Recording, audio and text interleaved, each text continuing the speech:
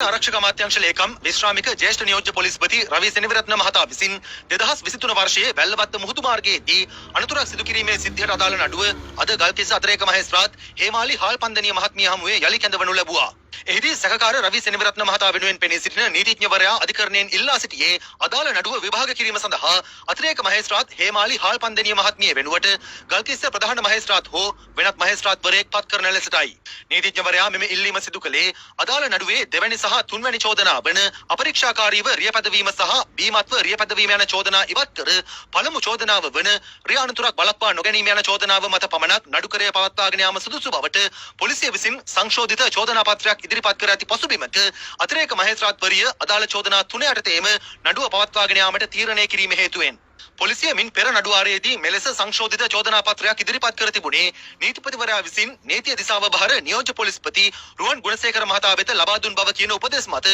රුවන් ගුණසේකර මහතා වැල්ලවත්ත පොලිස් ස්ථානාධිපතිවරයා වෙත උපදෙස් ලබා දීමෙන් අනතුරුවයි. මේ සම්බන්ධයෙන් පැහැදිලි කර ගැනීමක් ලබා ගැනීම සඳහා නීතිපතිවරයා වෙත ලිපියක් යොමු කර නීතිපති උපදෙස් ලැබීමෙන් අනතුරුව අදාළ නඩුව සැප්තැම්බර් මාස 10 වෙනිදා යලි කැඳවීමට අතිරේක මහේස්ත්‍රාත්වරිය නියෝග කළා. අතිකාල දීමනා ලබා නොදීම ඇතුළු හේතු කිහිපයක් මුල්